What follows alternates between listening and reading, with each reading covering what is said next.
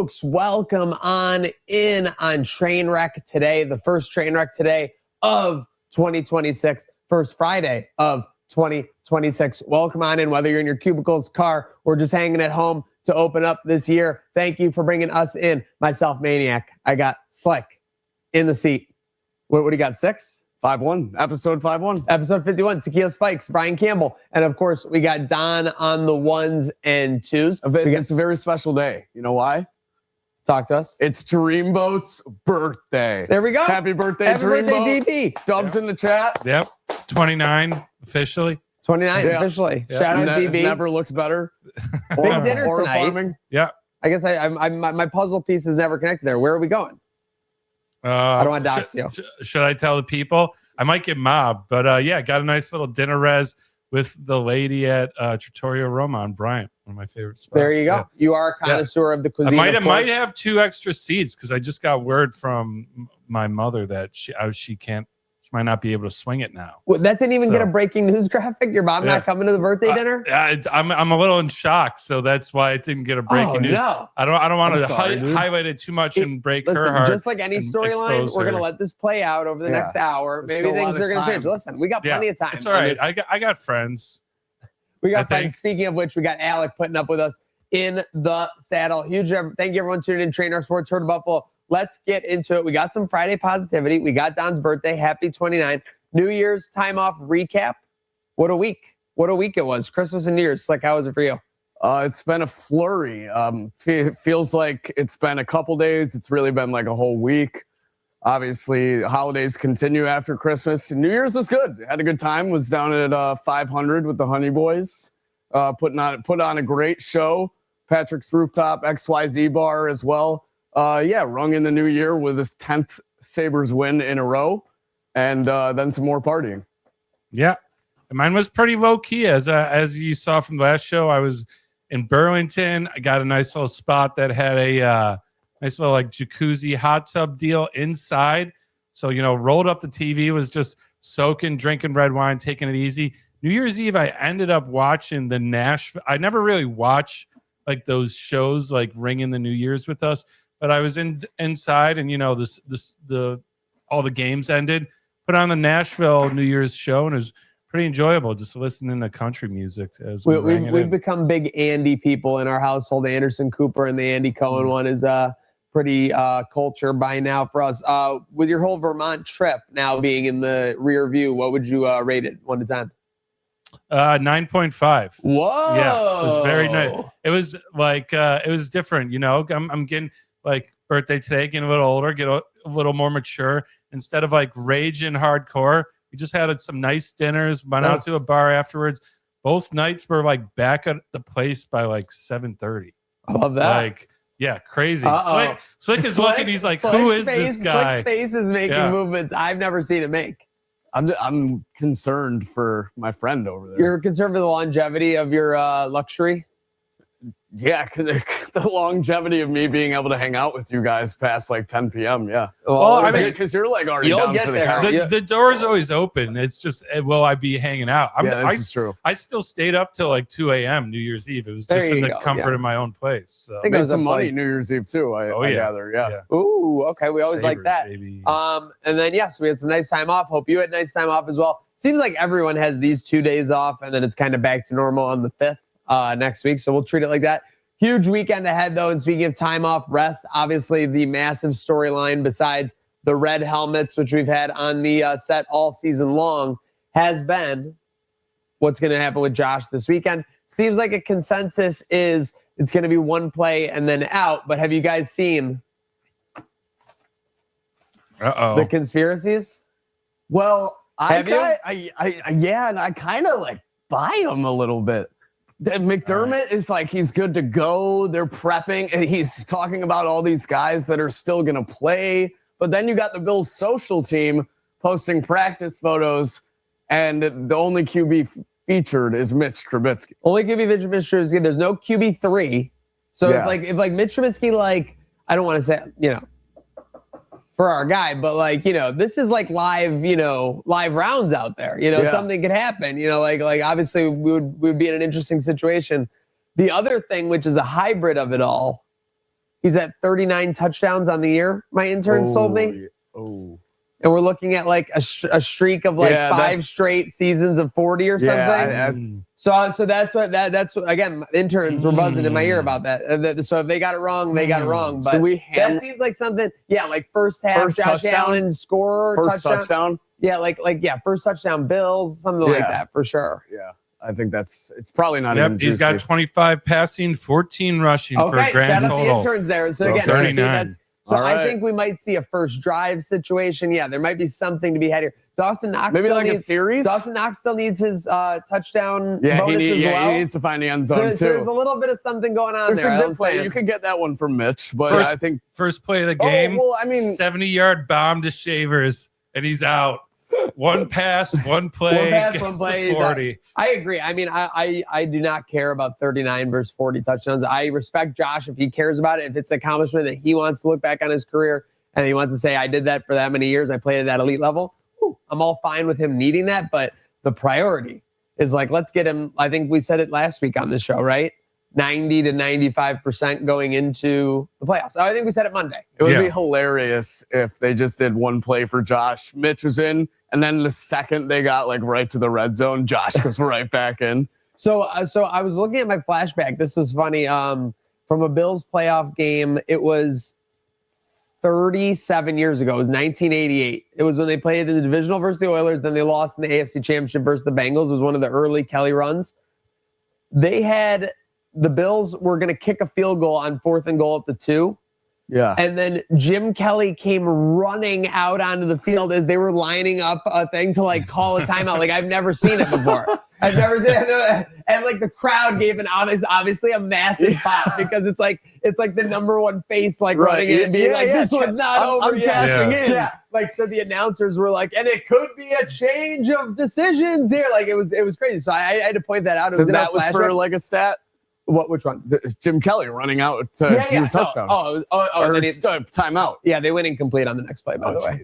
Yeah, that's tough. I feel like part of me thinks if it's up to McDermott, he's not playing Josh at all. But 100%. But I think there's more play here with the red helmet game. And like, listen, the social media team needs some photos. They need some content from this, and of him in the helmet on the field. If you think McDermott or anybody's going to act like this game isn't important or anything like that, you're barking up the wrong tree. Yes. It's like think about when someone takes over a roster and they're going to trade a bunch of players away, but they're talking about them like they're great. You know what I mean? Yeah. Even if there's no value, it's the exact same thing for this game. So hopefully, again, fingers crossed, knocking on wood, let's get a healthy Josh Allen going into this playoffs. And I by the way, before we get off the Bills real quick, did you see the Ed Oliver story? How he like re-aggravated the injury during the rehab? Was it like carrying his kids or something? Was something weird? Like, it was something crazy, but it just piled on to like what people have said all year, you know, with like the injuries during practice. Yeah, I mean, Ed Oliver was out snow cleaning with his family last night. Ed Oliver looks to have his right knee scoped. Oh, geez. Could be back in 2 to 3 weeks. So, yeah. So, he's not going to be back for the wild card at the very least. So, I mean, I don't know. It's all just crazy. Yeah. Ed Oliver injured his meniscus while doing torn biceps rehab. That's exactly what happened. Oh, he injured his meniscus. Yes. So again, so it's completely unrelated. Unrelated. No, he didn't. So that's why it's even more ridiculous. Like, I thought you said re-aggravated. No, did not re-aggravated. He had an entirely new injury. Yeah, through the knee injury as well as the bicep. Yeah, that's like just crazy. Those are two terrible injuries too. Yeah. And think about it. At the very least, if your arm is hurt or something, you're going to do leg work like that day or something. Well, you're not doing either. It's wild too because this is coming on the tail of him doing push-ups. Like, see, everything's looking great. I know, and he's doing the flexing. What I'm learning more often than not with the social media of it all is when they post that they're all good, they're typically not. I don't need tinfoil for that. That's a good end to conspiracy or unplanned conspiracy corner. No, for sure. Shout out you bringing up the graphic real quick, but I had to. I'm sorry. There was a little conspiracy there. I think as far as what's going to be happening this Sunday. I think it's warranted. Yeah. Speaking, there's no conspiracies. We'll leapfrog my next bullet point because it's an end story. The Burrs got it done on New Year's Eve. I can't remember like I don't know. Maybe I just have so much backed up like Sabres copium that like when the Stars scored to made it 1-0, I was just like, you know what? 9 in a row is like sick. Like, you know, like great work, boys. Like you did it. Like, you know, this is going to be a 4-2 loss. You might be able to like, but the first period, I'm spitting all over the place. If you guys watched that game, they dominated. Yeah. They were all over them. Now it ended 1-0 and they went to intermission or whatever. But when you looked at the scoring chances, I think someone said the deserve to win a meter, our favorite, thing was 70-30 Sabres after the first period. So a lot of good signs there. And then a 4-1 basically trouncing of one of the best teams in the Western Conference in their barn, Don. Yeah. And it's funny that you mentioned that because the thing, my little like insider tip with my season ticket mate, John, is I've been texting him as I'm like, every game the Sabres go down a goal in the first period, I instantly throw some money on the money line. They did it against St. Louis too. Yep. Went down 1-0. Against the Senators, went down 1-0.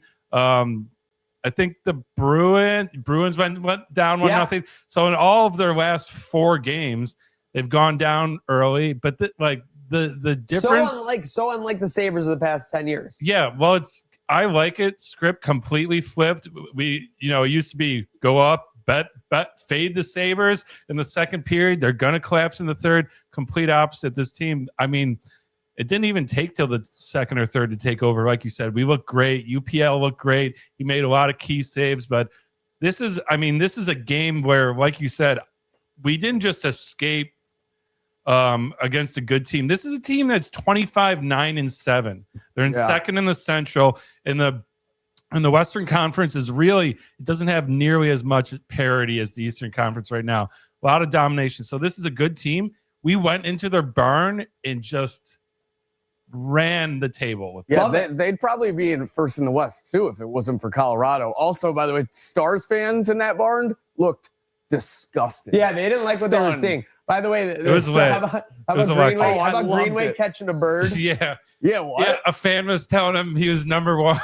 And no, but the thing I loved was that typically the broadcast will cut away like right away when it happened. They stuck with it for like a solid 4 to 6 seconds. Like, I'm sorry. We live in a world where we need to see that. We need to see that players are getting like jeered, players are getting like razzed on. I think they got good cameramen in Dallas. If you remember, notoriously in the playoffs, they had a certain someone behind their bench that got a lot of camera time.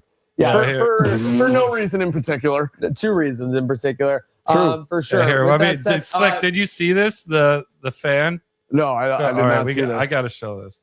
I was in a blur. Like he blows the Unbelievable out there doing a great job for this team. Sabres up 2-1. Pulling for Stars in Dallas. kiss. Greenway is just staring him down. I love how he points at him before giving the bird. Like, dude, you're making direct eye contact with him. Yeah. It's pretty funny. Yeah, I mean, listen, I love UPL when he gets 59 plus minutes of shutout time. That was like him. The UPL has been him the last month or so. By the way, we now have 2 goalies with above 900 save percentages and below 2.9 goals against average. Watch out, boys. We got a stable. Oh, yeah. I mean, like you said, they score in the first 20, 15 seconds. UPL never looks back, plays awesome. Again, too, like, we're up 4-1. They don't even have the goalie pulled, and we have guys blocking shots in the last minute or two. Dude. Like, that was just so much guts, so much heart. Love to see it. Tage, huge game. Do you guys buy that this is really Kevin gone, or it's just like finally kind of clicking for these guys and the timing's more coincidental? I have no idea. I'm not a sympathizer. I just have a hard time believing like they're all of a sudden that's the difference is that this guy... I totally agree. My mom even asked me this after I told my parents Sabres one time in a row. She said, is it really that much of a game changer to the locker room when a GM gets fired? And it's like the proof says so, the 10-game win streak, but I don't know. I think the timing is more of it. Obviously, it definitely puts a fire under their skin. You don't know what Yarmo may have done. He might have come in there the second that they got Kevin out of the helm, and he might have said, like, all right, boys, like, now this is how I want the team. This is how I believe in you guys. I'm going to set this up. I really don't know. I think the roster was there. I mean, remember, the first 3 games win streak was on the road with Kevin. Yeah. So the first 3 games of it were with him. But I think it's a mix of where they have the talent, but they just needed to change something for the vibes. And, sometimes something like that can change. I think it was a mix of that, the words that Yarmo said gets them hyped up and believes in themselves, and even Terry being around more, because he famously started showing up to practices when Yarmo came in. So I think it's kind of a combination of a bunch of things where it was already there. I will say I saw a really good meme where it was like Buffalo Sabres making the playoffs with the roster Kevin put together, and it's Shooter McGavin going, "That's my jacket, that's my jacket," and then everyone, and then he takes off with it, and everyone, that was a really good meme. I think that was Sneaky Joe on WGR who made that for sure. Right. No, that was good content. Again, I just, I'm not a sympathizer. I supported Kevin early in his reign. I thought he did a great job bringing in like I know that it didn't pan out, but when he brought in Taylor Hall, Eric Stahl, around Eichel, Reinhart, I thought for sure that we were going to get to the playoffs. Those guys did not pan out at all. I mean, the Doan trade. The Doan Peterka trade. Again, they were Peterka. Norris. Getting rid of Cousins when we did. There were some good moves made. But what about when we absolutely fleeced the Flyers for Ristolainen? We got a first-round pick. Yeah. And I still like how the Eichel trade panned out with Tuck. Again, the things that play in the Eichel trade, it's it feels like it was so beyond the GM. When he came in, he basically had to trade Eichel. That was the first thing he was told he had to do. And that's been the complaint. We trade him. We trade Reinhart. Listen, I was really reflecting after this win about Buffalo hockey through the years and what it is. And other than a McGillney or Pro, Briere and Drury were great players, but they weren't top 5 goal or top 10 goal scorers before they came into Buffalo. Buffalo, the success we've had and has always been young guys, gritty guys playing above their ability and playing as a unit. And I like how this team has been giving Oslin more responsibility, giving our young guys, hey, go out and prove yourself. The guys that are hungry are getting the ice time, and it's really paying off for us. And then you have a couple vets like Tage and Dahlin that also want to prove themselves because they've never been to the playoffs. It's just kind of a perfect mixture right now, and it's the type of hockey that Lindy likes playing. He likes bringing up these young players that have grit, that want to make some noise, that aren't just gonna get the ice time and get the and again, I know we have Power too, he's a first pick, but it's really the younger guys from later rounds that I think are doing a great job. Gatesy talked about it yesterday on the show. Our fourth line is tearing it up. Yeah, again, some of these younger that's guys. The trademark of the Lindy Ruff hockey, right? Is you're rolling 3 to 4. The cheat code out of the lockout was that we had Briere and Drury, who, like you said, they weren't elite goal scorers, but they were pretty they were upper echelon centers. Yeah. So then we had 2 great centers on the top 2 lines. Then you have the cheat code of Fennigan, Vanek, Roy on your third line, who are all way better skill players than the guys that are going to play on the third line. That's what we're getting right now when we get matchups with your Oslins. That's when we get matchups that take advantage of that. And as a result, some of these young guys too, Don, that they're carrying a lot of weight. They look like seasoned vets. They're disciplined, poised. They put their head down, go to work. They don't get down on themselves if they go down 1 goal in these games. Just something about the poise, discipline. And the 10-game win streak. I want to talk the 10-game win streak of it all, because in 2018 it happened and everyone was like, it's so different. The thing to me about that streak was that not only were there a couple of games where they were down in the third, there was definitely one where they were down 2 in the third with 10 minutes to go at home. I think it was versus Vancouver. I don't know if that was the 8th or 9th game or something. But from the Josh Norris, it felt like when Josh Norris blocked those shots against the Bruins, I think it was. Yep. They got another rocket fuel in this streak. It feels like they got invigorated again. I think it wasn't it was just oh, we're so fortunate to be here. It was not only are we here, we're gonna smother these bitches. You know what I mean? And now these last 2 games, I feel like you've really seen that in the attitudes, especially. I think not that they didn't believe in themselves to begin with, but you can see the fire under their skin. They're repetition is confidence. We have a chance to really do something here, and it's showing on the ice. But I want to say this team, it kind of reminds me of if you were to combine the late 90s team with Drury Briere. Maybe we're not as skilled as 05, 06, 07, but we're not as just physical blocking shots, relying on goaltending as the late 90s. Like, we're doing that, like you said, blocking shots. But then if you watch the game, the thing that this team is showing that no Sabres team has, their feet are always moving. They're moving. Where like, Yep. and that's, we own the neutral zone, because if you don't make a good pass, it just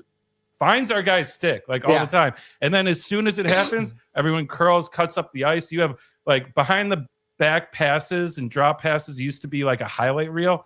It's just a staple. You're getting every game. Like, they turn it over in the neutral zone. We're off to the races.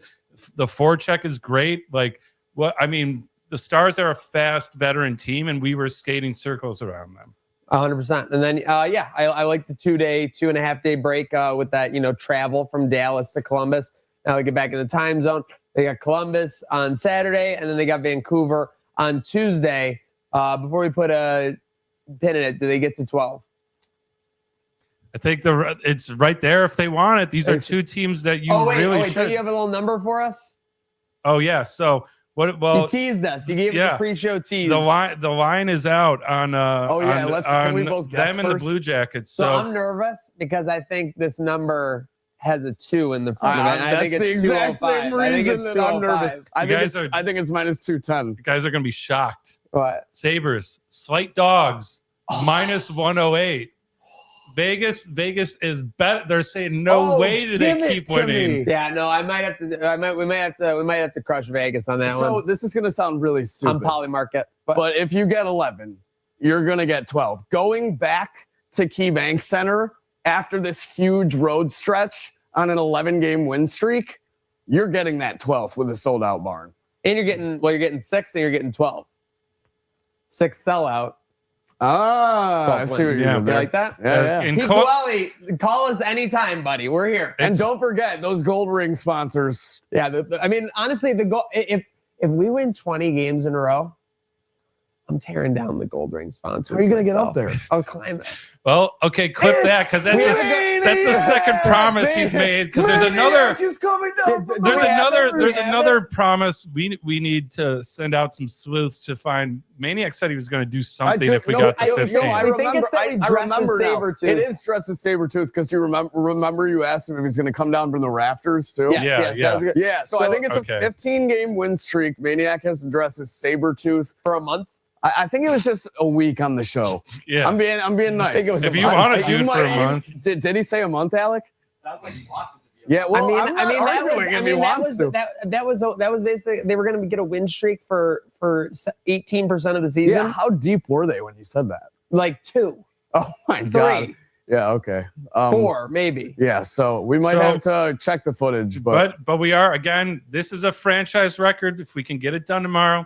We've been stuck at 10. What is the we had 10? We had 10 in 83, 84, 10 in 06, 07. If you remember, that was to start the season. Dude, we were so alpha. That was electric. At the start of 06, 07, we came out so alpha. It was insane. And then we had 10 in 2018, 2019 when we epically collapsed. Yeah. So again, that's the seeing our good friends, the Blue Jackets. Dude, that's also what makes me nervous, is because that was the. But we know that happened.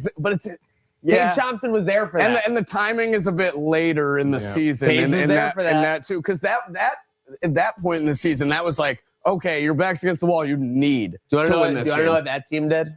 Huh. That team lost 20 of its final 23 games. After we played them? Yeah. To close out the year. And also why we're nervous, because that game, I'm pretty sure we were minus like 215. Yeah, well, no, listen, I went to game, I want to say 9 of, it was on Thanksgiving Eve. It was either 8 or 9. Yep. And they were hosting the Flyers, and it was a pick'em. Yeah. I remember being like, I'm definitely betting this. The Flyers suck. Yeah. We won the first period 4-0. Building was shaking. Yeah, literally, for sure. So shaking. Didn't one of those games along the way, Evander Kane, have 3 fights in a single game? No, Kane wasn't on that team. He was 2018? Yeah, he was gone. Oh, you're right. Yep. All right. With that said, we're not gone. I'm gone. I think we all might be gone in this college football playoff prediction with conviction. We'll combine this into one topic. A lot of action. The bye is nothing unless you're Indiana, I guess. It seems that way. Yeah. Ohio State goes down. I had a weird feeling that morning. I was telling Don before the show about Miami. I just don't know what it was. Completely different Miami It team. started at 9.5 and got all the way down to like 7 at game time. That's crazy movement for a football game. And I so what made me feel differently is, again, like Miami versus A&M, they didn't look, super great. They came out with the win, but I did see someone that morning posted a clip of Nick Saban, and he's pretty smart when it comes to college football, though I may not be his biggest fan. And he was saying, this was weeks ago, he said, teams better hope that Miami's early struggles keep them out of the playoff, because if they find their way in, they're going to be dangerous. And he was hyping up how great the offensive line is and how great, the quarterback is despite struggles. And they went out and proved it. I mean, they led all game, right? Yeah. No, it was a wire, as close to wire as you get. There was a faint moment in the second half where Ohio State scored. Then they allowed like a field goal drive, and then they were driving again. But from that point, it was Miami all the way pretty much. Michael Irvin, dude. Yeah. I didn't see that until like the day after, so I couldn't have taken that night of, honestly. If I had seen that. Yeah, I don't blame you. I kept quiet on that front. In who's regard. he got next? Who does Miami have next? Ole Miss. Oh, no. Yeah, the Final Four: Oregon, Indiana, Ole Miss, and yeah, this is the lowly ACC. Now in the Final Four. Who would have saw this coming? The team that didn't even Michael win Irvin is their going own belt to championship ass over the entire country. Texas A&M, OSU, and then down to and wasn't the game yesterday in Pasadena? Yeah, he was there. Wait, no. He was at the Jerry World, which is where he plays a cowboy. Oh my goodness! Yes, he was right at home. Yeah. And then the winner would be Indiana or whoever. Indiana does not look like they're going to be. Do we have a line on Miami? I'm Indiana curious. is so let good. me They're so see. fundamentally good. It's like hard to explain. Do you see Signetti doing the point to McAfee before the game yesterday? That was pretty alpha. All I'm saying is that aura. you see so many coaches who are like, just like, I'm locked in, or like this type, or the process, or and he just looks over him, and someone said it was like your buddy at the bar, like who just got kicked out, like, but now he's back, like ordering a double shot or something. Did you see how we got lines? Did you see how dead set he was too? I think they tried to get him to jump on like a 4th and 1 early in the game. He was just like so annoying. Literally the entire time he's like, no one was ever buying that. So what do we think first? Miami. Yeah, give us the game. 12 seed Miami, which is crazy. Again, in the Final Four, 6 seed Ole Miss. What do we think the spread is? I'm gonna go Ole Miss minus 4.5. Pick them. Miami favored -3. Yeah. Oh my God, hammering Miami. Miami might just be a joke. I am hammering. I get. The funny thing is, you were saying Miami was like that good, like the whole year. Basically, I was saying it was them and Georgia Tech. I think it was the NC State loss or something for Miami. I kept saying like, no, they stink. Yeah, like they definitely stink. Like there's just no doubting the way they're playing right now. They absolutely smothered A&M. They smother OSU. Like, how are they not going to smother Ole Miss? It was just kind of like Chambliss was kind of already running for his life against like Georgia yesterday. Yeah, like it's going to be the same thing against Miami. Yeah, I mean, there's oh my God, in the fourth quarter, that Irvin's couple play, and then to make things even more dramatic, think about Notre Dame now, looking like the biggest fucking idiots ever, being like, we beat Miami, or they're saying, see, we should the SEC bias is crazy. We should have. No, they're saying that Alabama doesn't deserve to be there. You let them in, and they got blown out in the final. Well, I mean, you could make the argument Alabama should have lost in the first. Here's the interesting thing: there isn't a single team left except for Indiana that even played in their conference championship. That is crazy. Because you had SEC was Georgia, Alabama, gone. Yeah. Miami wasn't in it because it was Virginia, Duke, with Duke throwing a wrench and everything by winning. And then the Big Ten was Indiana, Ohio State. Oh. Who did Ole Miss play in the first round? Tulane. Okay. I love NIL money. Yeah, I mean, I will say NIL's made it a lot more exciting. The college football playoff is exciting. Yeah, Like, just because the bye crazy. teams lose, like that doesn't make it like a bad Well, tournament. No. you were saying What? that last year that was like that was the exact case. The teams with the buys shot all the way. Well, it's not just a bye. Like, No. They didn't. They all lost last year. Oh. So now they've all lost again this year, except for Indiana. Oh, that's Bye teams are literally no, 1 yeah, and you 7. were counter arguing. That's Bye right. teams are now 1 and 7 in the college football playoff era. well, it's not just like a bye like in the NFL. It's like a 3-week you break. you get really stagnant. Because I feel like, for sure. because the Too games much. are so spread out. Because what was the first round? It was like December 19th. Oh yeah, dude. And you could wait 12 days to play Great round 2. slates though. I got to be honest. The slates are way better than the old Yeah. bowl All schedule right. used So to be. what do we think of 100%. Go ahead. Oregon, Indiana line? Okay, Oregon, Indiana. This is where it gets crazy. Indiana has looked amazing, but Oregon is going to be out for blood. Dan Lanning is crazy. So I think it's only going to be like Indiana minus 2.5, even though Indiana's looked like the biggest world beaters of all time. I was gonna say Indiana -3, but it could be higher. You're pretty much there. Minus 4.5 for Yeah. Indiana, So I which I should've- think yeah. is a Should've switched fair them line, around. like you said. But Yeah, no one's complaining. I mean, with that Oregon, line. like What was the score when they played? A 4-point game? Oregon, Indiana. Yeah, Let they me played see. this Yeah, year. I think so. Let's see. It was we have to dig through. I think they played each other early in the year. I'll get it. What's the next game? Yeah, it was 30-20. 30-20. Okay, Indiana it might have and been a late Oregon's touchdown or burn. something. It was a close game. Yeah. Yeah, they All right, so that's 4.5. We got Miami. I think we might be looking at like a Miami.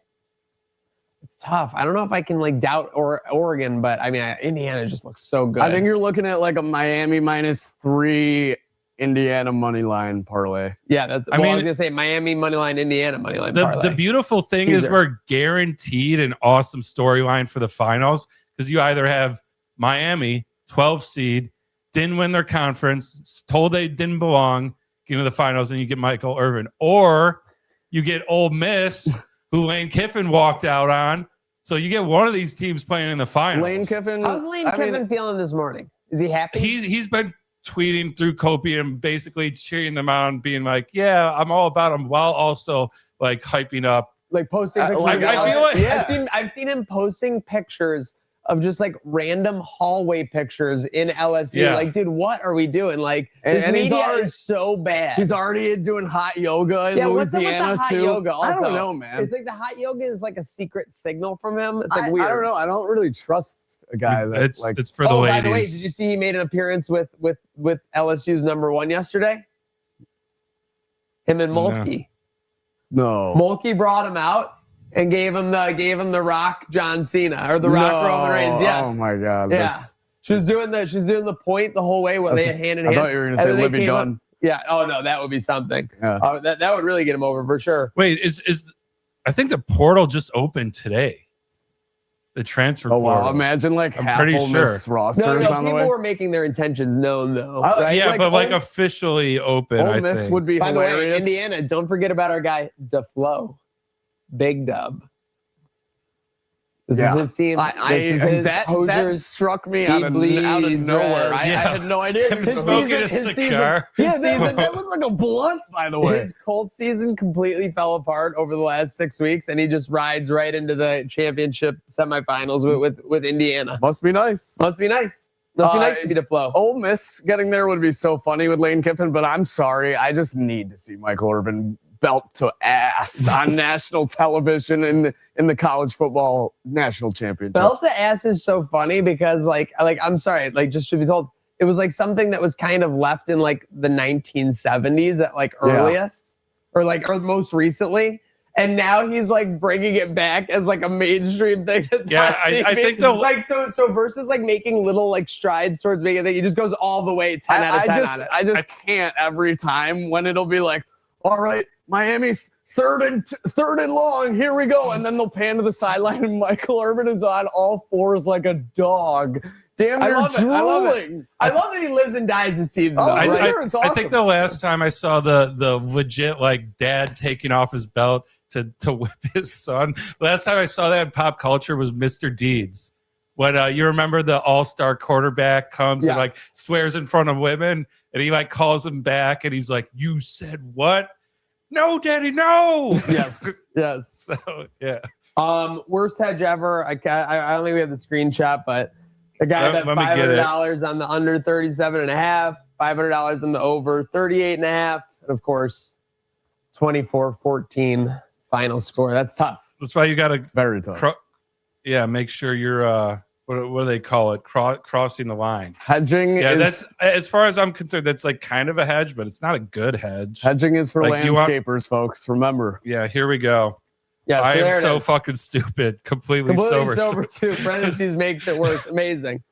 Yeah, Yeah. I wish we had timestamps on these. Is my only thing. Yeah, it's like when they were placed Yeah, live. like because if they were placed farther apart, I give them some credit. What a but- way to 11:41 to start the new year. Oh, he hit something at least. There we Oh, go. he's back. He loves his totals. Oh, All right, see, he this is loves how you that? do it. This is how you're supposed to you do don't it. Stay down. This is how you're supposed to do it. You see, he's crossing the line where you middle. Yeah. Yeah. If you're yeah. hedging and you It don't give almost yourself a chance to middle, you're not It almost doing it makes me right. think he just had like a brain fade. He Like, had just a brain completely fade. made a He mistake. thought he had the over Thought he did 37.5, and he thought he had the under 38.5. That's Yeah. what I'd say. All right, speaking of a brain fade, let's go on to Friday flashbacks here on Trainwreck today.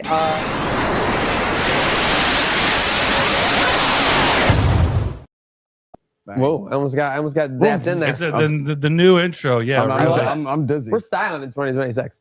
I think we had it last week too.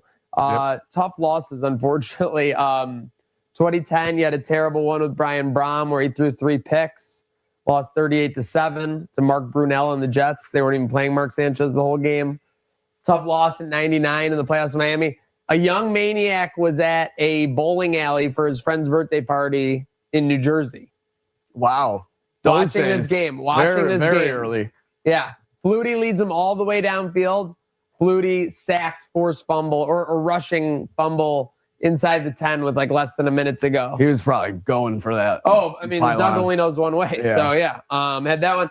But most infamously of all, in 2004, lost to the Steelers. I remember backups. this. Yeah, that was James Harrison, Willie Parker. Willie Parker has the longest run in Super Bowl history. Yep.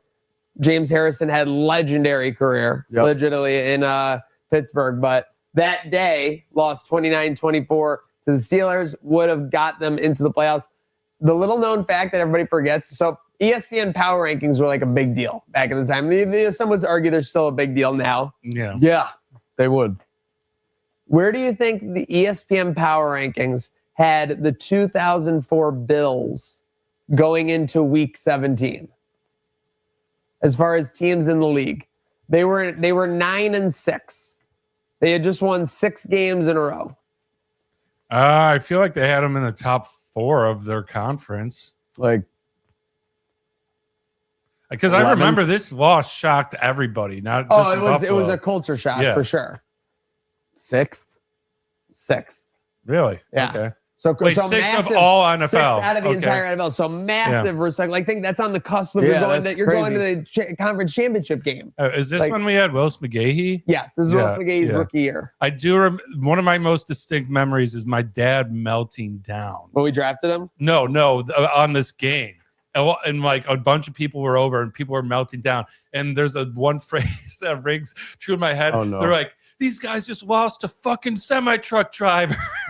Talking about their that is backups. amazing. Like- Semi-truck drivers. There was one play, I can tell you it was in the second half. It's hard to describe, but Drew Bledsoe had a knack where he would throw an interception that would be thrown as hard as possible directly in the defender's chest, like right at him. And he did it, and it was on a screen pass or something, and Harrison was right there. And Harrison just had it. He was just off to the races. And like that was a massive like score. I forget. I think that put them up in the game. The Bills had a pick 6 from Nate Clements that put them up. Like that was a back and forth game. Like imagine the Ralph was shaking. Yeah. Hadn't made the playoffs in 3 years at that point. Like the drought wasn't that long. All to leave that game very sad. But yeah, devastating. Sabres flashbacks 2020. We had a 3-2 win over the Oilers. Eichel with the game-winning goal from Reinhart.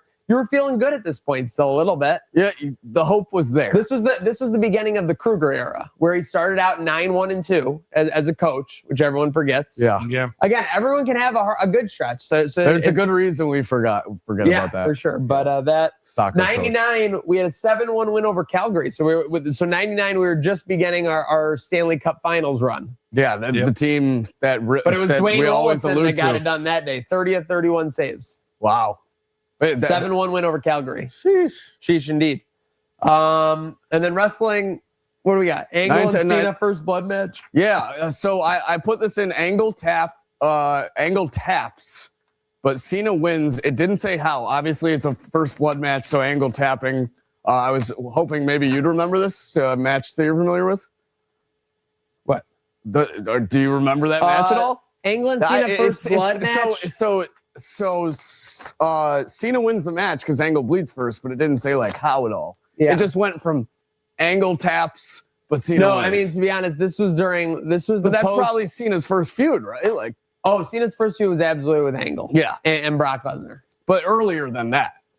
Yeah. They started way Much earlier. earlier, Cena debuted, I want to say like 2002. Yeah, that checks out. Yeah, for sure. So that would have been in the same time as Ruthless Angle Lesnar aggression. too. Yep. How can we forget? Yeah. But we got the Great Muta. Got a lot going on. So shout out that a lot of famous faces making their time known on this Friday. So shout out to Flashback Friday. Listen, we're gonna need some performances during this playoff run. Whether it's Josh, James Cook, these guys need to deliver when called upon. Yeah. Christian Benford making long distance calls, but now's not a time to make calls. It's not a time to send messages. Now is a time for some FaceTime.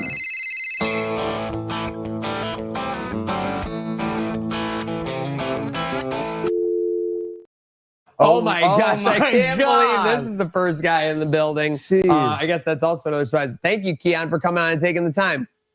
Yeah, thanks for having me, guys. I've had a lot of time lately, so it wasn't really a big ask, but we are getting ready for the playoffs. I really like those red helmets, so I hope I got one strapped on Sunday, but it's up to coach, and we'll have to see what happens. Well, with the thought that some backups might be playing, the Bills social media team posting you in the red helmets, it seems like you might be getting some touches. Are we going to see the old Keon back? Yeah, I mean, the old Keon, the new Keon, I'm just Keon. We're ever evolving. And listen, I just want to help my team the best I can. That's been the only heartbreaking thing about the situation I've been in is I want to be out there, I want to be helping the guys, but you do what you're asked when called upon. And, at least I'm not being, people are saying I should be fired. So it's all good. You sound a little sad. Do you have any New Year's resolutions? Anything you've been working on maybe as we go on this run here in the stretch?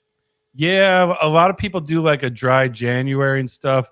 I'm doing a no chip January. And by chip, I don't mean potato chip. I mean chocolate chip.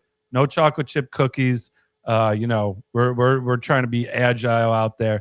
And it's going to be hard, but it's the sacrifice I got to make. No chips, but I think you need a chip on your shoulder, per se, after the lack of activity. A lot of scrutiny over the offensive coordinator as well. Do you believe in your OC, Joe Brady? Yeah, I mean, I believe in all our coaches. We got a great coaching staff, great group of guys. But, I'd love to get out there and show what I can do if we want. Everyone's, been saying these screens are a little dry, so get me out there and I can jump up and catch the ball. Just give me a chance. What have you been working on while you work your way back into the game day lineup? Yeah, what are you attacking on a daily basis? I've been working on knowing the plays because there's been some film out there that says I'm running the wrong route, on the wrong play. That's not true. It's not exactly true. I don't want to get into it, but I'm working on the mental part right now. Ooh. Oh, okay. Yeah. We're locking it down. All right, we'll let you. Yeah, we'll let you take some time for the mental part. Yeah. Thanks for popping in, Keon. Appreciate you. Thanks for coming on FaceTime. Thanks, Thank guys. Bye. Oh, wait. Who do we got? Who else is here? Okay. Well, Speak of the devil. Yeah. Joe, how's it going? How was your Christmas? How was your New Year's? How was time with the family? How we feeling? What's up, guys? New Year's is good. Was in the film room till 4 a.m. Haven't seen the family much. Obviously, getting ready for Week 18. Taking a lot of fire lately, so trying to get things right, get this offense back on the same page. Joe, what goes through your mind when you see a 3rd and 8 screen go for 4 yards? I think let's run it back. Khalil's bound to get it at some point. He'll find a hole. He's Khalil Shakir. He's the perfect 10. He'll break for 50 at some point. If we just keep running it, how are they going to guess when we run it next? Exactly, because we run it every single time.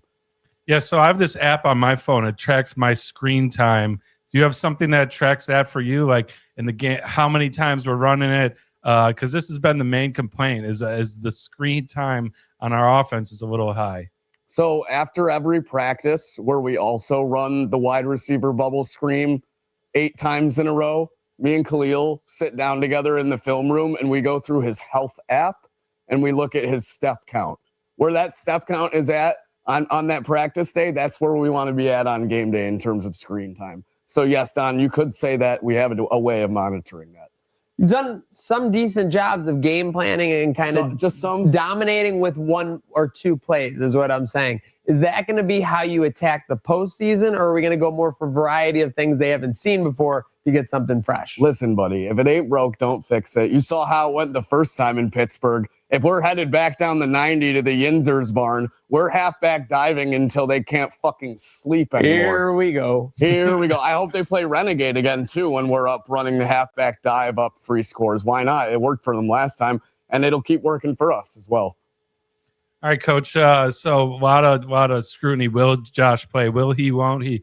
This Saturday. What are your thoughts on the matter? Should we get him to 40 in that beautiful red helmet, or do we want to rest him? Yeah, I want him to get to 40 too, because I just want him to show that our offense still has some firepower. A lot of people are saying that it's just Josh keeping this offense alive, and I think that's not true. We have a lot of guys that work hard to make this offense a beautiful system of what it is. So let's get our offense looking sexy again, Josh. Why don't you? We might have him out there for a series. All right. All right, We'll let you get back to it with the game planning, Joe. All right. Thanks, guys. Hitting the film room. All right. Oh, wow. Look who he is. What the up, man boys? himself. TNT in the building. It's called for twine and tickling. That's what the boys are doing right now. Yeah. 10 straight. I know you like that, Slick. Yeah, big time. Yeah. Might be the hottest guy in Buffalo. Well, or at least Good looking Columbus. at him. Yeah. If it's not Tooth, he's not. It's got to be me. Guy In never more wears ways than pants. one. Last game, 2 goals and assists. Yeah. You just got announced you're on the Olympic team. Are you worried about this Olympic rink that people have talked about? It's like 3 feet too small. Yeah, obviously. I mean, listen, I only think that's going to make it more of an advantage for my Godzilla-like frame. And obviously, I'm excited. Cannot wait to lace him up for the red, white, and blue. But I'm only thinking about the blue and yellow right now, Dreamboat. Did you see that 95-mile-per-hour wrister twister I dropped? Like, guy was going left. I shot it right. Looked like NHL 07 out there. EA Sports TNT's in the game. Yeah, I mean, certain guys can't even hit that with a slap shot, let alone a wrister. How do you build up that forearm strength? Well, similar to a wrestler doing taunts, I go to the intermission break and I palm 3 Parm Thompsons. You know it. Wow. You got fueled up by it. I know you had that extra strength. I've seen you rocking it this last 90 days. Drop a couple Parm Thompsons at each intermission. That's the thing. So when they say they're running out of them, That's insane. they don't actually run out of the stock. They just need bringing them on deck to for you. They're bringing it to TT, the Twine Tickler. What the boys do for New Year's after the big dub? Oh, listen, everything's It's hard to celebrate on the road sometimes. Everything's a little bigger in Texas, if you know what I mean. Yeah, So I do I had know a what longer than normal call with my wife and checked in with my family and made sure everything was good as they were going to 2026. Oh, okay, that's totally. We had the clip earlier Yep. with Greenway, being told he's number 1 by a fan. Slick mentioned that there's another fan in the stands, oftentimes behind the Dallas. Also proves everything's bigger in Texas. You know the fan we're talking about? Yeah, hard-hitting fan. Listen, they all aren't created equal, and that's proof of that. Yeah, hard hitting for sure. Seriously. Yeah. If you don't have your head on straight, you'll get knocked. Back to last Thursday. That's all I'm saying. What's your message to Saberhood as we make our way back to Buffalo? Obviously, you got to take care of 11 in Columbus. Shout out Stranger Things. Yeah. A lot of controversy there. Yeah, listen, so you got to take care of 11, main character there. Obviously, you like that reference. I know I loved it. With that said, how about 10 more? I want to wipe the slate clean. I don't even want to think about those past 10. Rear view for me. Rear view for the Twine Tickler. Give me 10 goals in the next 10 games for me and give me 10 more wins. There we go. Holy Hey, shit. all right. To close us out, things are going so well. I'm going to give you a little bit of a softball fun question. It's about time I've earned this from the media. I've basically been an elite player for 7 years. I got to carry these duds on my back, and I got to act like everything's fine all the time. But now that it's good, I deserve this softball. Lob it in there, bud. All right. So last night we had Will Ferrell dressing up as a ref, love kind that guy. of mirroring it. So what's your favorite Will Ferrell movie? Oh, my favorite Will Ferrell movie, this is a great argument. A lot of people will get into it. You could always say old school. You could always say, kicking and screaming. Well, actually, that was going to be my pick because I love Mike Ditka, a great coach. I respect a great coach. That's why, with the mustache, that's why I respect my coach, Lindy. With that said, at the end of the day, I think you got to go Anchorman. A man who brings the news to you. Classic. Listen, when I make a read on the defense, I go with it. And when Burgundy makes a read on the prompter, he does the same thing. Role model right there. Famously did do the Flint Tropics costumes a couple of years back. But yeah, the group decision. That was makes sense. Unity right there. That's teamwork. That was a certain Dylan Cousins. Oh, yeah. We won't talk about it. All good. Josh Norris, though. Josh Norris. Yeah. Guys taking bullets, eating them, stud, chewing up bullets, spitting them back out of you. Well, we appreciate your stud self joining us here in the studio. Let's give it up for him. TNT. Later, I'm dynamite. TNT. And I will fight.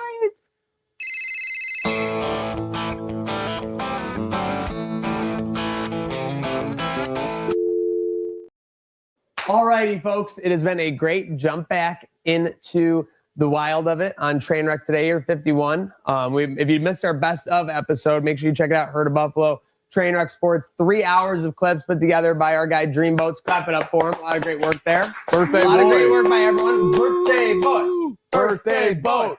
Birthday boat. Birthday boat. Hey. Yeah. With that said, so we got the birthday. We got a great meal on deck. Yeah. Do we have any update on the attendance front? I haven't checked the phone. Just been so locked in the show. In. Okay. Let's stay locked in then. And I'm locked in on this weekend. No updates. So yeah. By the way, I thought today was going to be a lighter day in the bowl season. I was thinking we were actually close to done. No siree. We got 4 on deck. 4 on deck. I thought one's already kicked off. One's already kicked off. Wow. Who's that? Rice? Rice versus Texas State. That was a weird one. That was like a 3-score spread with like a 53 over under, which is always. You also got Navy and who are they playing? Cincinnati. That's a weird one too with the spread. And tomorrow, boys, pause up. Meow Mix will be playing for potentially their playoff lives. Oh my God! Yeah, Saturday game. Saturday. Oh yeah. What do we got? Saturday. Who do they play? The Saints? No, the Bucks. So if they win, they're in no matter what. Now here's the thing: they can lose and still be in. The Bucks, that's right. Yeah, because the Bucks need the Falcons to lose to the Saints. Yeah, the Bucks can win and still not make it. Yeah, the Falcons losing was supposed to be, or losing 2. Was supposed to be an easy thing because the Falcons were playing who did they play last week? The Rams. And that was supposed to be a layup. Rams drop a dud. Lock it in, Liz. All of a sudden, lock it in, Liz. Yeah, taking everyone's money. Taking everybody's money. But yeah, we have a lot of sports this weekend. That's Friday night SmackDown. Then we have Saturday. The NFC West comes down to that, right? Seahawks 49ers. Yep. So the division comes. Oh, yeah, wow. So 2 divisions on the table. Divisional Saturday. duels. That's got me looking on the bright side for this upcoming weekend.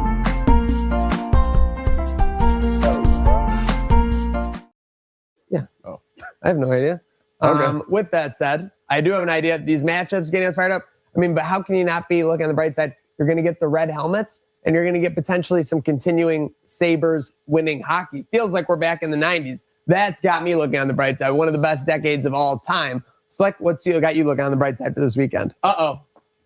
You know what that was? Extreme? That was a layup. Oh, yeah. I'm going to take the layup. TSE signing tonight with some of the Buffalo Bandits. They'll be in action tomorrow as well, welcoming back our old friends in Chase Fraser, Chris Kluche. Right side, though, tonight, Friday Night SmackDown is in town. Maniac and I'll be there after the TSE signing. Come say hi. All right, yeah. So my bright side of this weekend, it is also a layup. It is the last game day tailgate at the old stadium. It is going to take a miracle for us to get a home playoff game. I'm not holding my breath. I'm thinking about the good times. I might get a little misty on Sunday, thinking about all the good times, but it's the end of an era. But anytime a chapter ends, another one begins. So a lot to be excited about. While they like, what's it going to look like next year with this game day tailgate? It's really exciting stuff. I want to give Maddie, John, everyone over there. Yeah, I mean, big thank you for amazing times since we've been partners.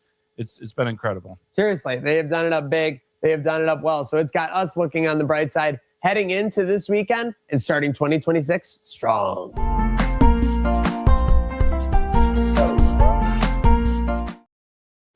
Folks, don't forget, obviously there will be lots of stuff to crash out about this upcoming year and most certainly, likely, this upcoming week. So make sure you're crashing out on our line, not crashing out online, 716-226-6263.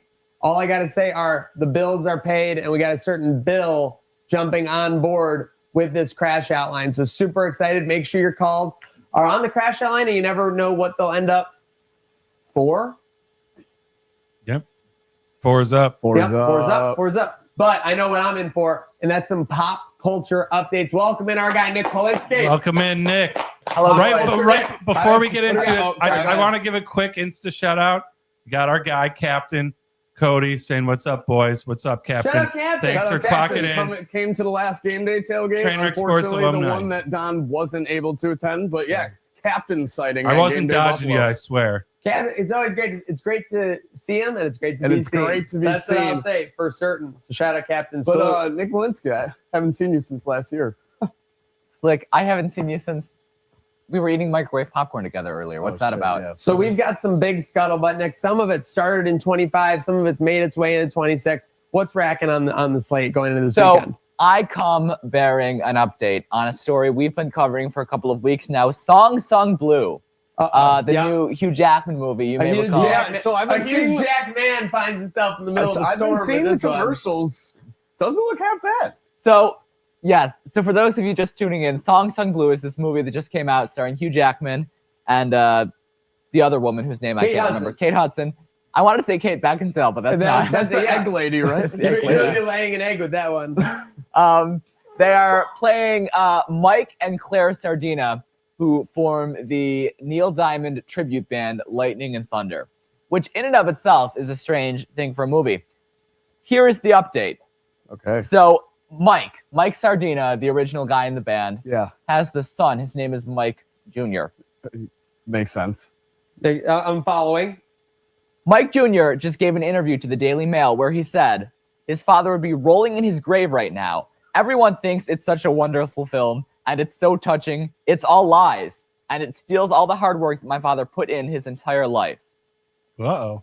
I knew he was gonna be pissed. Am I crazy? Now, you guys tell me if I'm crazy. And you especially, Nick. You might as well call this a Beauty and the Beast quote, because this is a tale as old as time when it Right. comes to these biographical adaptations. You're going to get some stuff left out. They need to paper mache a little bit to make it more movieable, and that's just going to happen. You know what's crazy is Yeah. Claire Sardina, presumably Mike Sardina's mother, Yes. has thrown her full support behind this movie. She's been singing We've with got a Kate family Hudson. feud. We got a family yes, feud it's over used the to be. movie. So the story goes, it seems that both of the kids of Mike and Claire Sardina were asked to be consultants on the film. They were paid, and they also signed waivers saying that, like, yeah, we can take some artistic liberty with you. Major bag alert. It kind of seems like this guy is just looking for, like, He wanted a bag, and he 5 didn't get minutes a of bag. fame. He didn't get It no sounds like bag. he's just upset his parents are getting all the attention for Yeah, I think the so. Neil Diamond And the bag tribute too. movie. What do you think is crazier, that or I heard you just saw Marty Supreme? I saw people say it made table tennis players look bad. I can see that. I mean, because every Gave them a bad rap. except when It's- he's except when he's playing it. I literally saw someone come to table tennis players' defense saying it Well, gave Marty them a Supreme bad was a rap. shyster. So he was a shyster. Yeah, well, that's the whole movie. This movie, let me just say so I did not know this going in, but the director or like the main honcho who ran it was the same person who did Uncut Gems. And that made a lot of sense to me. Adam Sandler? Yeah. Yeah. No. From a director standpoint. Right, okay. So, but in this sense, Marty Supreme is constantly running from like one Shiest to like another. Like if you Just remember like in Uncut Gems, yeah. he was like he would leave the one bookie and like the next bookie would be like, what's going on here? And then he needed the black Yes, opal. exactly. Yeah. The black opal. Yo, man, I need this for. I'm gonna drop 30. Kevin Garnett legit deserved an Oscar for Uncut Gems. Fucking awesome. He was so bad, but he was good. But also, how crazy is it? The first leg of Adam Sandler's parlay is winning the tip off. Oh, dude, the most degen thing of all time. Like you lose the tip, your whole parlay is just busted. Like think about how random. Think how random a tip can be. Like when it gets deflected. That would almost be as anticlimactic as how the movie actually did end. I actually liked the movie ending because it was so ridiculous. And he was blinded by how stupid he was being in that situation. Too for good. sure. But with that said, so I thought Marty Supreme was okay. Saw it. What else do we got on the pop culture front, Polinsky? I will admit I've not seen Marty Supreme yet, but it's coming. Oh yeah, so a lot of fallout and the huge Jackman might be in trouble, but probably not. Probably not. No, I think he's it's probably going to be the next Avengers. They got the X-Men coming. Definitely. Only if you're singing though. Oh, I hope to God they do a musical number in the next Avengers. That would be no idea. Did you guys see what Gatesy's talking about? The new show. I don't want to take us sideways from Nick's script, but Heated Rivalry. It's the top show on HBO. Okay, he's got it. He's got it. There we go. The show is doing unbelievable numbers. Go on. I don't know if I can talk about Heated Rivalry. Why is here. You got a heated rivalry? Slick, do you know what this is? I have no idea. Just explain Slick what it is. Yeah, tell me what this is. So Heated Rivalry is this it's this show about hockey.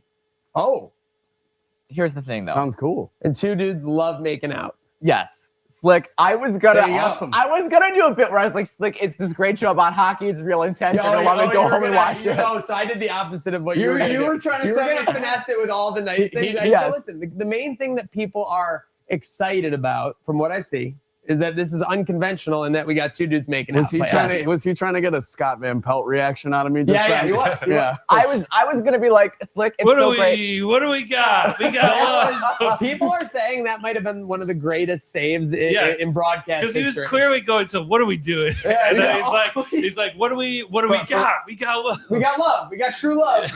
Awesome. Yeah. Slick, that was amazing. No, I was gonna be like, Slick, they got this great, intense, heartwarming show about hockey. Where is this show at? Heated Rivalry, like is first season out? Is it still streaming? First season. First season. First season's out. HBO Max. First season's out. Okay, I got to catch up on this once I'm all the way caught up on Stranger Things, which now I'm at We're the gonna middle of talk season about. 4. Oh, you made it that far. Oh, Last I crushed checked in it. with you was season 2. So Listen, all right. I'm a man of my word. When I say I'm going to watch season 1 by the Bengals game, I do it by 3 weeks later. That's fair. All right, we're gonna circle back to Stranger Things because I got one more story before we talk about that. Turn spoilers off. I understand we were talking about Tom Brady earlier on the show. Oh yeah, Tommy B found his way back. I mentioned that you had some news on that. Someone else we've covered quite a bit on the show due to her run on Dancing with the Stars, Alex Earl. These two were apparently seen on New Year's Eve. I saw the photo.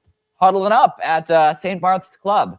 So there's a video that seemed to be, enjoying the music, and Alex is, get this, leaning in to whisper something to Tom Brady while caressing his back. The back caressing was crazy. Right. I mean, like you only I'm back sorry, caress someone like this when you're willing to go to third base with them at least.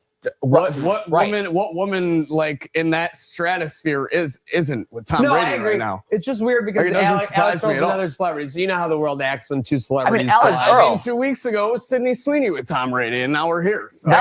Brady might be low key on a run.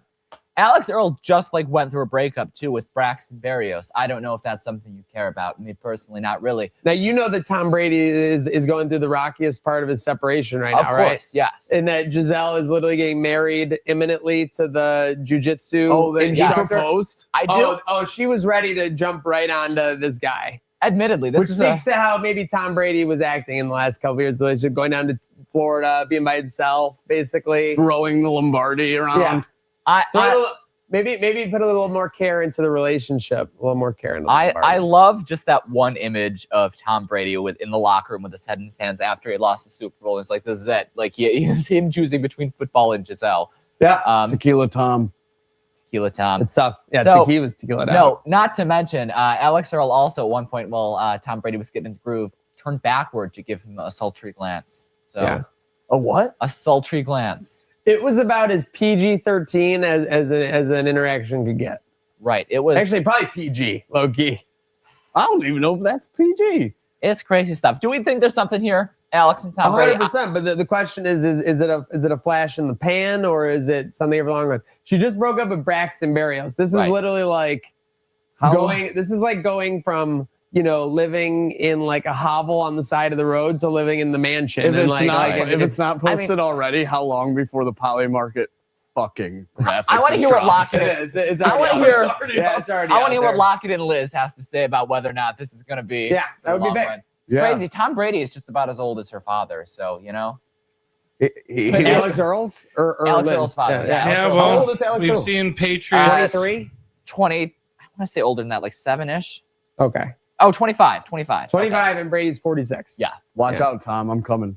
Well, Tom saw Bill and was like, all right. No, someone I said see. he's still getting coached up. Like he can say he's not. He's still taking lessons. Coach has been telling him all Yeah, about how yeah. nice it is. You're going to All see right, him at an adult cheerleading event soon. Yeah, maybe. What else we got, Nick? So just one more thing I want to talk about. Stranger Things, well, it's still hot. Zach, I want to know how you feel. I've only heard your thoughts up to season 2. Okay, I can give my summary of how I've gone. So the first season is quintessential great television. It's my favorite You've season. got the kids all together. There's the mystery. There's the big come up of 11. Hopper, great side character. Will Byers, great driving storyline like the whole time. And it's just very easy to kind of follow. There's not too many leaps that you're making or anything like that. Season 2, loved it, except for the fact that it was kind of like another let's run back like what we did in the first season. Like everything that worked in the first season, except for the fact that 11 was now missing. A lot of the stuff introduced in season 2 does come back later in 5. So you're going to be... and this is where there was the first crack in the armor of Stranger Things, where you could tell this show came along during the nobody ever really dies era, where you're constantly using this character died, and then an episode like, no, they didn't. So you got Stranger a full Things cash out of the emotional turmoil here. So no, let me keep going though, real quick. Okay. So 2 I liked, and I was about to say that 2 was almost as good as 1, but the fact to me that they end with the Mind Flayer still being a massive thing felt a little empty to me. I feel like I would have felt a little robbed from season 2. Keep watching. In that regard. So I'm on to season 3, and we're on to what is even the monster in season 3? He's in the mall. So the monster, the overarching villain of the series, season 3 it's is the Mind Flayer. Flayer. It's the Flayer. Yeah, the so Flayer's sticking around. We're at Scoops Ahoy. I love Scoops Ahoy. Scoops Ahoy is a great storyline. The Mall's a great storyline.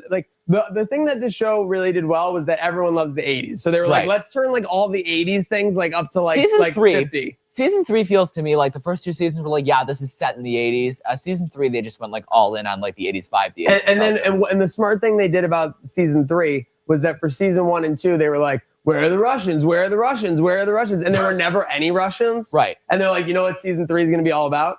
The Russians. My mother does not like that storyline. I think it gets a little balls to the wall in season 4, the Russian thing. I'm in season 4, and it's absolutely there was a scene that just happened in season 4, and I'm this scene doesn't occur in Stranger Things. This is a scene for what a was cheap. The scene? When the spoiler alert for season 4, if you haven't seen, I know Stranger Things is a newer show. I'm just getting into it as well. Ended. I'm sure millions are getting into it since I'm getting into it as well. With that said, there's a scene where they're at the safe house and the gunmen start attacking. The funny thing is when they're driving away in the pizza van and they're loved you secret agent hero. Yes. That's the kids being so innocent and stuff is the stuff that constantly makes the show. But yeah, the thing they did right with season 3 to me was they leaned all the way into the Russians. I liked that. Now I'm in season 4, 4 episodes in. Obviously, I already know. Oh, actually, I already got Yuri'd. They got Yuri'd. So one Russian guard is now a prisoner, and we're trying to figure our way out of that. Yuri Prohaska. So to your point that no one ever dies in Stranger Things, it's been a trend that the main characters are all safe, with the exception of Hopper died and then immediately came back. I got spoiled that someone who has had a funeral on the show is now coming back in season 5 as well, because I this is all that happened. I opened my Instagram For You page, and it was a post that had one of those pre-made graphics on the side. So-and-so's reaction to blank returning in Stranger Things. And I'm what the fuck? That. So they didn't even die? Does nobody die in the show? So Stranger Things has this we want death. I just want one death to be final because they're having. They do this thing where they introduce side characters, make you love them and kill them. It happened in season 1 with Barb. Happened in season 2 with Bob. Happened in season 3 with Alexi. Happened in season 4 with I can't tell you who yet. Yeah. And it actually didn't happen in season 5, but I heard there's a lot of controversy. Around There is some season 5. controversy. People were surrounding hating. season 5. People were hating. So If Clayback's So over there, he that's what we're was getting talking into. sweet on So Fortnite about season 5. I want to say this about Stranger Things before I get into any controversy. It is a show that's been running for 9 years. I binged the entire thing with my mother. It's been really cool to watch these children grow up and watch the series, the plot expand. I understand some of the gripes. I think some of the writing choices in season 5 were not some of the writing choices I would have made. I think there's a couple of plot holes left over that I can't spoil for you just yet. But the controversy for season 5, some people are like, yes, this is great. It is a nice way to wrap the series. It is a great way to put the bow on it. I agree. I think last 40 minutes of the season 5, or it's like entirely epilogue, I thought it was really sweet. It got me a couple of times. Cool. My mother's like, are you crying? I'm like, are you crying? And we were both crying. It was a thing. There you go. A lot of the controversy stems from, like you said, there is a lack of stakes. It feels like nobody ever dies. It feels like everybody's safe. What the hell is Murray still doing kicking around in season 5, right? See, Murray's in a lot of trouble right now in my situation. So but I just know like Murray's just a Stranger Things character. There's something neat, very funny and niche about people being in the 1980s. I don't know what it was. It was But really they cool. were all just very unsuspecting. Nobody had any idea where anyone was in transit.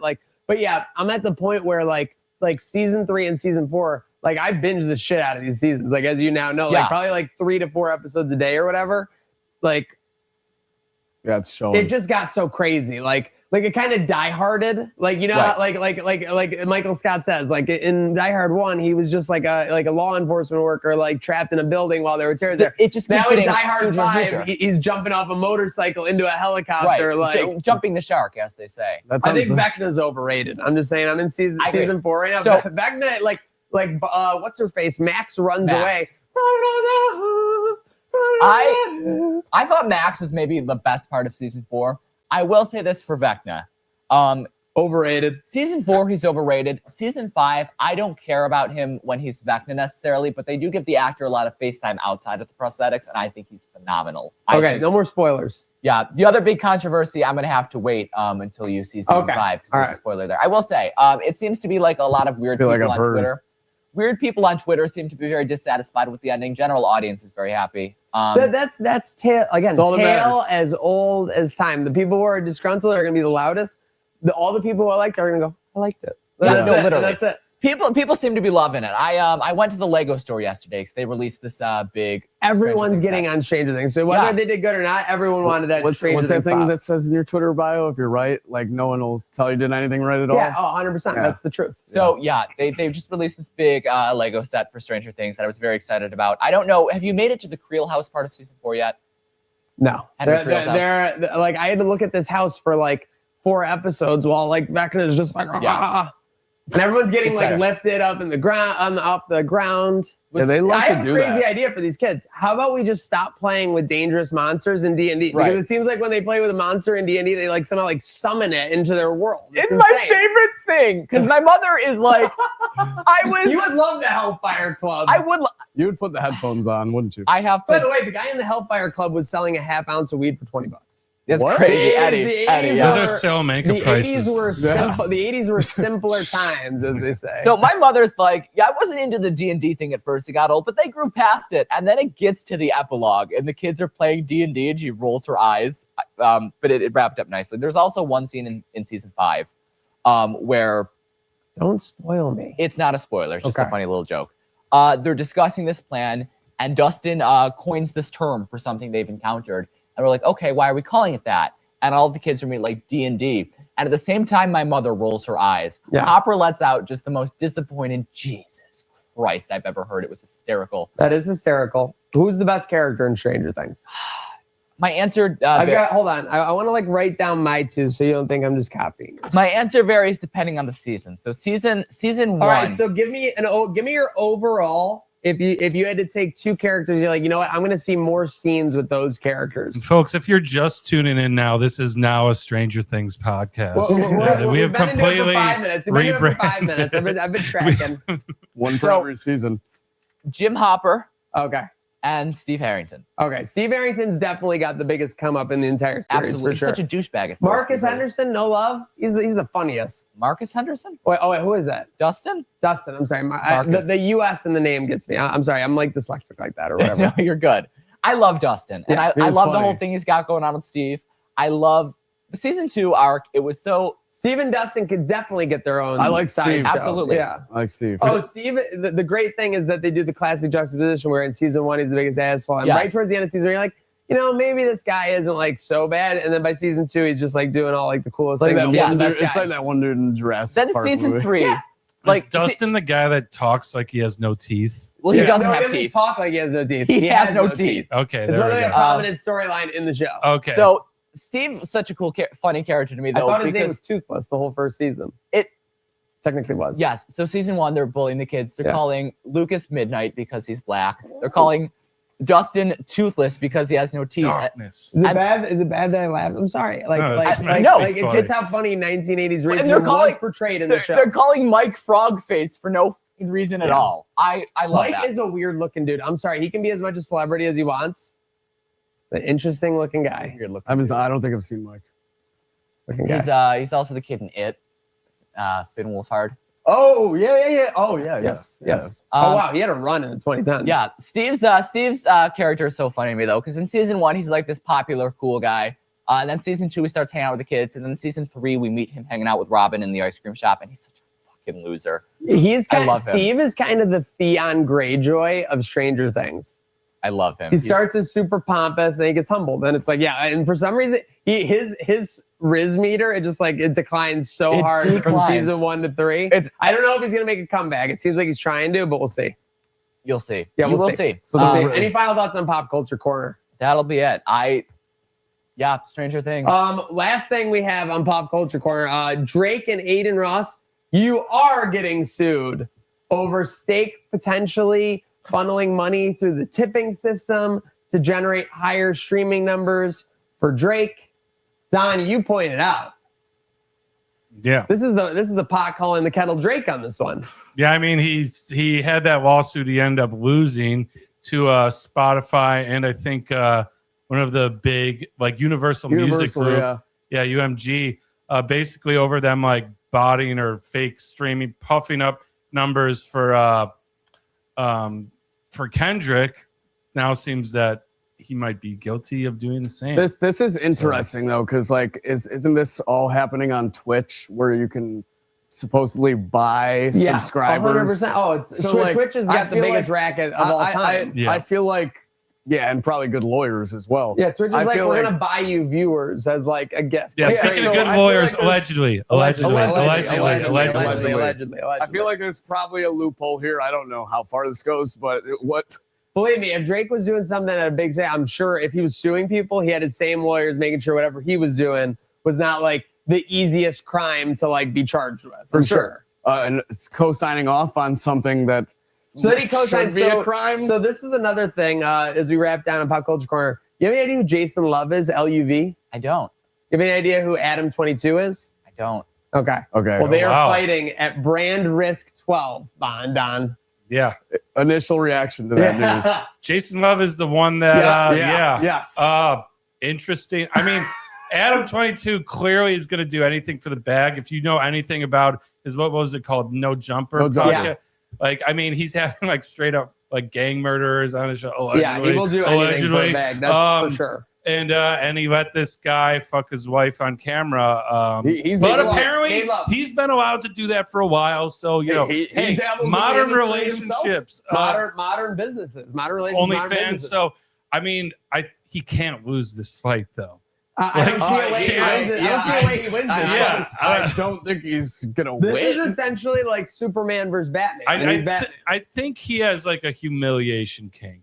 It might be he has something. to. Like, You literally He has just to. said he's other dudes are boinking his wife. I'm well, straight, this right? guy, this guy that's the he's thing. fighting did that. Yeah. You're kidding me. No, That's- it was He's no, fighting the guy who boinked his wife. Yeah, on a produced But event. like also for context, the guy that boinked his wife, like he signed off on that being Yeah, allowed to he's do a- I that. gotta he's a figure porn. They're all porn They're all stars. porn so, stars. yeah. So who are these guys? They're what? They're So the one dude So is they're like both heavily in the adult industry, So even though Adam 22 is like a mainstream podcast. Jason legit. Lumfer is like a 6'7" black man porn star. okay. Lena 22, porn star as well. Or Right. just Lena Lena the Plug. I Lena think. the plug. That's right. So And you, her boyfriend, Adam 22, hip hop podcaster Okay. Husband. Okay. / porn star when he wants to. He's point listed at curves. 6'2". So and they're probably, fighting. When you yeah, say but they're fighting, he can't be So over for 200 reference pounds. too, they He's do a skinny as hell. podcast called Plug Talk where they have porn stars on and they'll interview them for 30 minutes and then they'll have sex. okay. No, you have to get what we're saying isn't like foreign to these people. It's like it's the next progression for sure of like what they were doing. It makes sense to me. Yeah, So that's when what you I'm say saying. these guys are fighting, what do you mean they're fighting? It's not like Like they're they're going to be in a boxing. boxing match with gloves on, a referee, everything. Yeah, you know Where there is might be this? Where are they some. fighting? On Brand Risk 12. Brand Risk 12. I guess maybe Aiden Ross is smarter than he thinks. He's Okay. on the flyer too. There He might be like the something ring to it. announcer. Instead of having someone on and having sex with them, maybe we start having people on and then fighting them. That So- could be something. Like the guy who fights his followers. Yeah. He only took like 30 to get to Jake Paul. and Guys, Logan. Yeah, Let me at him. Let me at him. I weigh 130 pounds. But I do maybe I bite. didn't like There you my go. idea of how to extend the survivor pool. That's fair. Well- All right, well, folks. So we're all wait. gonna fight what we got. Before Yes. Brill's back in. so they're fighting each other. Yes. Yeah. They're not mad. What are they? Is it just they're fighting for gits and chickles, or is one of them mad? Money. For This is almost money, more about business at this cha-ching. point. Okay. To make money. It's like, hey, how can we make these people think What's the that next progression in the fact that you had sex with my wife and everyone knows it? I think these two beefy men, Yeah. after fighting One of each them's other, very beefy. One of them is like basically my stature. Twinkie. it might be like I think this might be a crime. that after fighting each other, no matter who wins or loses, these two guys should fuck one another. Okay. We have maxed out our I swear like jar. that. I That's think that's the only thing left to do afterwards. Producer Alec almost went full palm to his forehead there. We are having a great time. It is Friday. It is 2026. It's kind of the new year. Huge shout out to Nick Polinsky jumping in with some pop culture corner. Trainwreck today, always rolling on. Make sure you are having a great weekend. And the only way, hold on. First off, shout out Don, shout out Slick, shout out producer Alec for birthday boat. Birthday boat. Birthday boat. All right. Birthday boat. If it's my birthday, Birthday boat. let me get one last word. We didn't touch on it. I have to say it. Yes. NHL, you fucked up having a Winter Classic indoors in Miami. I didn't even know this was happening until yesterday, which shows how bad you dropped the ball. Fuck you. The NHL is the only league that consistently does like terrible things, and everyone's like, that was a really bad decision. Yeah. Like when the NFL had the replacement refs, the second they had a bad call and everyone was like, they're gone. Yeah. They're gone. No like, oh, it's longer. over. The MLB commissioner gets them to Manfred or whatever. But But again, craziness. Let's get into some craziness this weekend. Let's get the Sabres to 11. Let's get the Bills a win in the red helmet. Let's get everyone healthy. Let's have a great weekend. And let's only start that by one thing, and that's having a good Day now.